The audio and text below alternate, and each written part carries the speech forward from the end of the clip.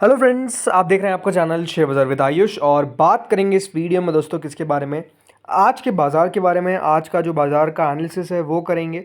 इसके अलावा जो खबरें निकल कर आ रही है वो हम चर्चा करेंगे, बिकॉज ओवरऑल बाज़ार पे अगर आप देखेंगे तो असर तो खबरों का ही पड़ता हुआ दिख रहा है। सो दोस्तों, आज के दिन भी हुआ क्या, आज के दिन भी ऐसा लगा कि बाज़ार चलिए इतने दिनों के बाद एक बड़ी तेज़ी के लिए तैयार हो रहा है, लेकिन कह सकते हैं वो खुशी ज़्यादा देर टिक नहीं पाई। और बाज़ार दोस्तों जो लग रहा था कि बहुत बढ़िया करेगा, आज तो मूव भी बहुत शानदार देखने को मिला। मतलब शुरुआत में अगर आप देखेंगे तो बाज़ार में जिस तरीके से ओपनिंग हुई और उसके बाद जिस तरीके से फर्दर बाइंग देखने को मिली, बट बंद होते होते वो जो फर्दर बाइंग थी वो कह सकते हैं फिर सेलिंग में तब्दील हो गई। और जो बाज़ार का हाई दोस्तों करीबन 24,885 का था, वो दोस्तों गिर कर बाज़ार 24,773 पर बंद होते हैं। बल्कि जो दिन का लो है आज का वो क्या है, 24,751। आज का ओपन है 24,802 का, बट आज का जो लो है वो 24,751 का है। और बाज़ार याद रखिएगा उसके नज़दीक जाकर बंद हुए।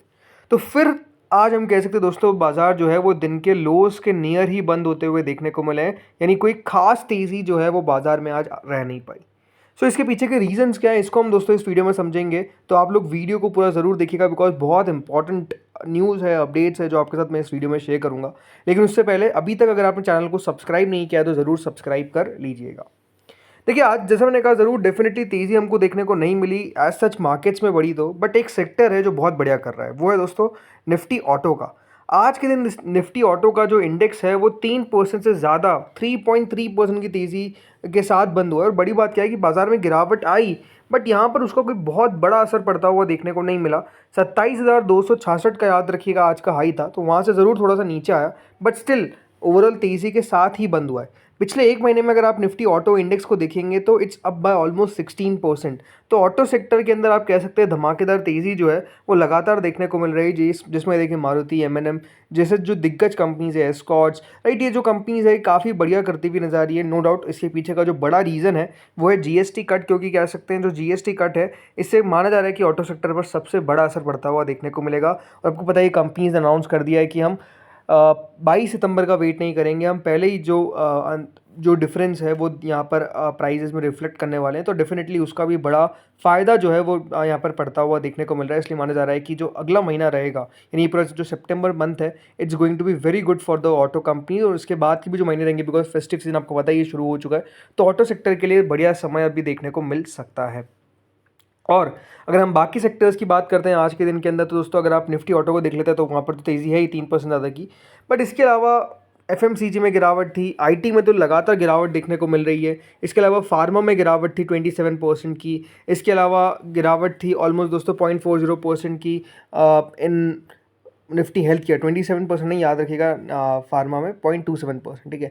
इसके अलावा 30.34% के आसपास की जो गिरावट है वो देखने को मिली हमको कंज्यूमर ड्यूरेबल्स के अंदर। तो गिरावट यहाँ पर आपको साफ साफ देखने को मिली है।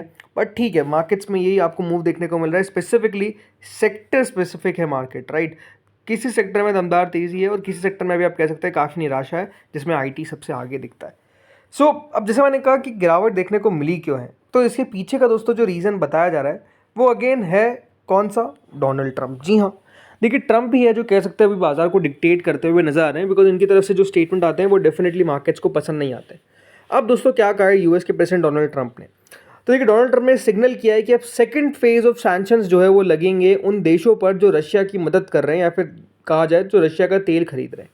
सो यहाँ पर देखिए उन्होंने क्या कह दिया है कि second phase of sanctions against Russia, a step that could also hit countries such as India that continue purchasing Russian oil.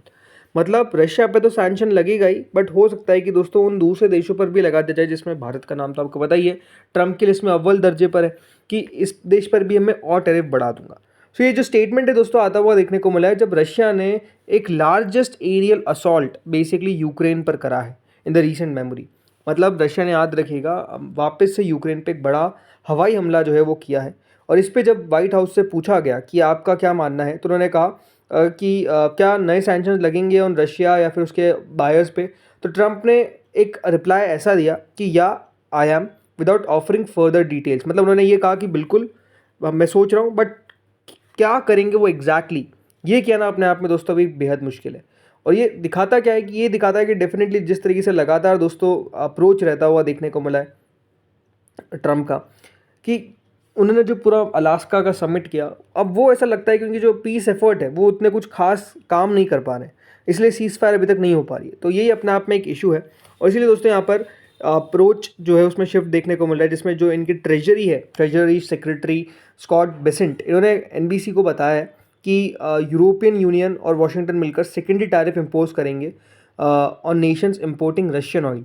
उन्होंने आर्ग्यू किया है कि on the only the collapse of Russian economy would force President Vladimir Putin to the negotiating table, मतलब कि हम Russia की economy को बर्बाद जब तक नहीं कर देंगे, जब तक उसको पूरा ढहा नहीं देंगे, तब तक जो वहाँ के प्रेसिडेंट है तब तक वो नेगोशिएटिंग टेबल पे नहीं बैठेंगे। तो अब आपको पता ही है इसका मतलब क्या है, कि उन देशों की वो बात कर रहे हैं जो रशिया से तेल खरीद रहे हैं, जो रशिया से चीज़ें आयात अभी भी कर रहे हैं, जिसमें डेफिनेटली इंडिया है, एक चाइना है, राइट। ये कंट्रीज़ जो है वो अभी भी कह सकते हैं, जैसा आपको बताया जा रहा है कि रशिया की मदद कर रहे हैं। तो नो डाउट लगातार यूएस के निशाने पे अभी भारत आपको देखने को मिल रहा है।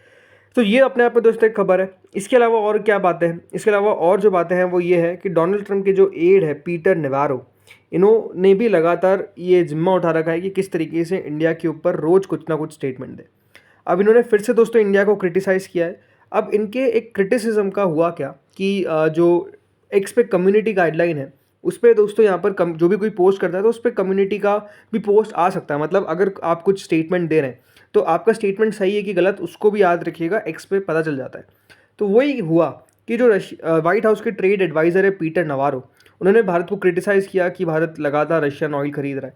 तो उनके उस क्रिटिसिज्म पे हुआ क्या कि जो एलन मस्क है, मतलब जो और उनका एक्स प्लेटफॉर्म है, उसने कह दिया कि आप गलत बातें कर रहे हैं, क्यों इंडिया बाय कर रहा है उसके पीछे का रीज़न बता दिया। तो फिर उन्होंने कहा कि वाओ, एलन मस्क जो है वो लगातार प्रोपोगेंडा को पीपल के पोस्ट के नीचे ला रहे हैं। उन्होंने कहा कि जो क्रैप नोट आया है, मतलब याद रखिएगा कम्युनिटी नोट आता है, तो उसको उन्होंने कहा क्रैप नोट, मतलब बकवास नोट है ये। Below is just that crap India buys Russian oil solely to profit, मतलब भारत अगर रशिया का तेल खरीदता है तो वो सिर्फ प्रॉफिट के लिए खरीदता है, वो बाय नहीं करता है। उन्होंने बाय नहीं किया था पहले जब रशिया ने इन्वेड किया था यूक्रेन को, मतलब उससे पहले याद रखिएगा इंडिया रशिया का तेल नहीं खरीद रहा था। इंडियन गवर्नमेंट जो है वो स्पिन मशीन है, moving high tilt, stop killing Ukrainian, stop taking American jobs. मतलब अब देखिए पहले तक तो बात क्या आती थी कि यूक्रेन के ऊपर जो हमला हो रहा है उसमें भारत की भागीदारी है, ये बताया जाता था। लेकिन अब इनको की नई बात क्या निकल कर आ रही है कि आप अमेरिका की जॉब भी बहुत ले रहे हैं। मतलब अब देखिए ये सीधा सीधा याद रखिएगा जो बात कर रहे हैं वो ये है कि इंडियंस जो है वो अमेरिका की जॉब ले रहे हैं। स्पेसिफिकली देखिए उनका आईटी के ऊपर निशाना है। तो ये अपने आप में जिस तरीके से कह सकते हैं इंडिया और यूएस के रिलेशन अभी करेंटली चल रहे हैं, कोई खास अच्छे पहलू पे नहीं है। भले हम कह सकते हैं वो बयान निकल कर आ गया, उसको हमारे प्राइम मिनिस्टर ने भी कह दिया कि हाँ हम भी चाहते हैं कि अमेरिका के साथ अच्छे रिलेशन हो। बट द थिंग इज़ कि जो रशिया जो पूरा देखिए ट्रम्प के एडवाइज़र्स हैं या फिर ट्रम्प के जो मंत्रिमंडल में लोग हैं, राइट, उनके बयान कह सकते हैं इंडिया पे लगातार नेगेटिव निकल कर आ रहे हैं, जो भी अपने आप में बाजार दिख रहा है कि ये भी अभी होता हुआ दिख रहा है। तो ये अपने आप में एक बड़ी बात है। इसके अलावा पॉइंट्स क्या है, इसके अलावा देखिए एक और इम्पॉर्टेंट पॉइंट है, लगातार देखिए रशिया यूक्रेन के अलावा जो चीज़ें हैं, यूएस के अलावा जो चीज़ें हैं वो हमारी फिर इंटरनल आ जाती है, जिसमें एफआईएस की हम बात करते हैं। देखिए एफआईएस लगातार भारत के अंदर बिकवाली कर रहे हैं। अगर दोस्तों एफआईएस की बिकवाली इस तरीके से रहेगी, आज का डेटा आपको दिखाता हूँ, यह आज का डेटा है एफआई का, और एफआई ने फिर 8 सितंबर को 2222 करोड़ की बिकवाली करी है। डीआईएस ने ज़रूर फिर सामने खरीदा, बट द थिंग इज़ कि दोस्तों डीआईएस जो खरीद रहे हैं वो बेसिकली एफआई का बेचा हुआ माल है। और ये साफ दिखाता क्या है कि अभी भी एफआईएस को भारत पे विश्वास नहीं आ रहा है। एफआईएस की लगातार वो बिकवाली चल रही है और एफआईएस लगातार दोस्तों बेचते जा रहे हैं, और ये अपने आप में हम कह सकते हैं हमारे बाज़ार के लिए कोई अच्छी बात नहीं है।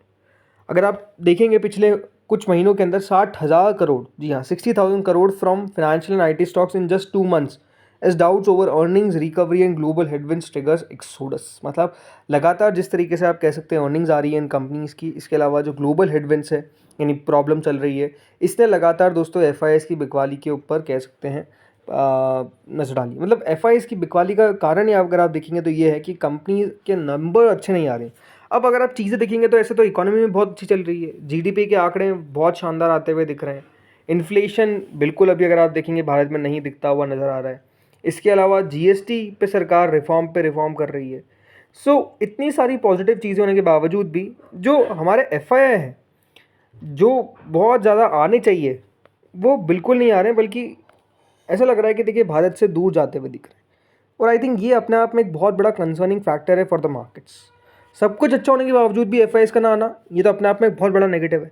तो यही अपने आप में एक प्रॉब्लमेटिक चीज़ जो है वो भारत के लिए बना हुआ है कि किस तरीके से एफआईएस को लेकर है। अगर एफआईएस नहीं आएंगे, कोई भी कह ले कि अरे एफआईएस नहीं आ रहे तो डीआईएस तो खरीद रहे ना, बट डीआईएस के पैसों से बाजार नहीं चलता है, एफआईएस के पैसों से बाजार चलता है, ये आपने देख लिया। अगर एफआईएस नहीं आएंगे, एफआईएस का लगातार बिकवाली रहेगी, तो ये बाज़ार के लिए, बाज़ार को ऊपर ले जाने के लिए बहुत देखिए मायना रखता है एफआईआई का पैसा, और वो नहीं आ रहा है।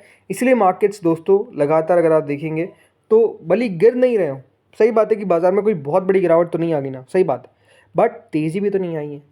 पिछले अगर आप एक साल में मार्केट्स को देखेंगे तो बाज़ार ने किया क्या है, कुछ भी नहीं, राइट। तो हम, अगर आप पहले कहते थे कि एक टाइम वाइज करेक्शन चाहिए, वो तो आई थिंक हो चुका है, 12 महीने हो गए ना। तो तेज़ी तो आ नहीं रही है, गिरावट भी नहीं आ रही है, बढ़ भी नहीं रहे, घट भी नहीं रहे बहुत बड़ा, तो बाज़ार बस एक ही जोन में मूव कर रहे हैं। तो ये अपने आप में एक बड़ा प्रॉब्लम अभी बना हुआ है। इसके अलावा अगर हम और बात करते हैं तो आज यूक्रेन के जो प्रेसिडेंट है जेलेंस्की, उनकी तरफ से भी एक बयान आ गया। उन्होंने कहा कि बिल्कुल जो ट्रंप ने रशिया मतलब उन देशों पे टैरिफ लगाया जो रशिया का तेल खरीद रहे हैं, वो एक बहुत सही आइडिया है, राइट आइडिया। उनसे पूछा गया सवाल कि आप बताइए कि क्या जो इंडिया पे टैरिफ लगे हैं क्योंकि वो रशिया का तेल खरीद रहे, क्या वो सही है? तो वो बोले बिल्कुल सही बात है।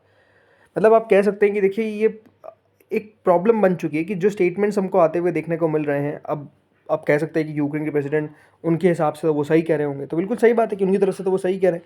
बट क्यों भारत तेल खरीद रहा है, ये अपने आप में आई थिंक किसी को नहीं पता है।